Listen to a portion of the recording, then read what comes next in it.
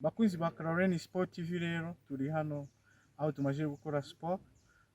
Siporo muri rusange, iyi siporo ya aerobics ifasha abantu kwiyumva neza no kugira ubuzima bwiza.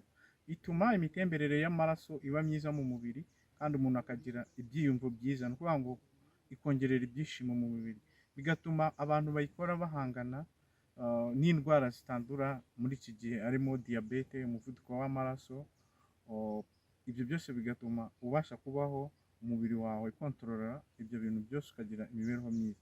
Ikindi siporo ya aerobics ifasha sosiyete muri rusange ni uko abantu bayikora babasha gusabana, bakiyungurana ibitekerezo, umwe agahereza undi igitekerezo kimugirira akamaro n'undi nawe akakimusangiza.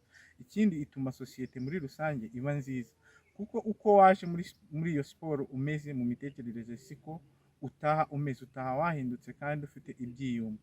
Ku bageze mu zabukuru, icyo ino siporo ngororangingo ibafasha ariyo ya aerobics, ituma ingingo zabo zibasha gukora neza, bityo abantu bageze mu myaka hejuru ya 50 kuzamuka usanga bakunda gutaka umugongo, kugagara ibikanu ndetse no kwiyumva nabi. Ariko iyo bakora ino siporo ngororamubiri bituma ingingo zabo zibasha gukora neza kandi ukabona barabasha kurambura ingingo zabo bagakoresha umubiri wabo mu buryo bwiza.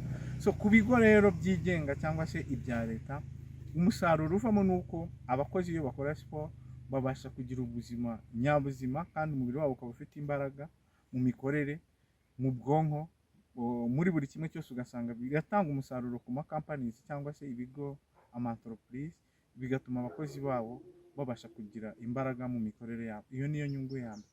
Ikindi ni uko siporo irafasha mu buzima bwa buri muntu, umunsi ku munsi byibura ushobora kuyikora 2 mu cyumweru, ikagufasha kwiyumva, kugira imbaraga. Ikindi naho uri uba wifitiye icyizere bitandukanye n'umuntu uba utayikora. Siporo rero iyi ngororangingo irafasha, ariko nanone bikajyana n'ibyo umuntu ashobora kuba yarya avuye muri iyo siporo. Ugomba kuba wibanda cyane ku mazi, nicyo kintu cya mbere cy'ingenzi. Imboga rwatsi, ubwo twavugamo nk'amadodo, amakaroti, amabeterave n'intoryi, ibyo nabyo ni ibintu umuntu yibandaho. Tukaza ku gice cy'imbuto, harimo imineke, buriya umuneke ni ikintu cyiza, avoka, hakazamo amaronji, ibyo nabyo birafasha, ndetse n'ibinyomoro. So ibindi rero nanone hari izindi mboga abanyarwanda dukunda kugira ariko abantu batari bazi agaciro kazo, cyane nk'imboga navuga ko zikunda kuboneka hano mu gihugu cyacu kandi ugasanga abantu ntago baziha agaciro. Ziriya bita kayote. Kayote irafasha cyane iyo bayikozemo potage, ubwo ni nk'igikoma barayiteka bakayisya, igafasha abantu. Udafite akuma kayisya ushobora kuyiteka ukayibiza, warangiza ukayisekura mu isekuru, hanyuma ukahita uyitekamo igikoma ukakinywa. Ibyo birafasha, ukaba wavangamo n'amakaroti. Rero nashishikariza abantu gukora siporo ya aerobics cyangwa se ngororangingo mu buzima bwabo, irabafasha cyane rero mu mibereho yabo kandi bigira umusaruro mwiza ku bantu baba barabaye kandi kuri ziriya ndwara twavuze ahatambutse, harimo umuvuduko w'amaraso, harimo diyabete, ndetse n'izindi ndwara zindi abantu batakamo imitsi, rubagimpande, imigongo.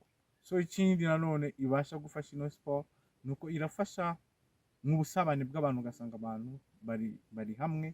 Ibyo bikaba byiza cyane nko ku bigo by'abanyeshuri, ushobora gutambutsa message mu banyeshuri nyuma y'uko barangije kwikora, kuko bose baba biyumva kandi bishimye.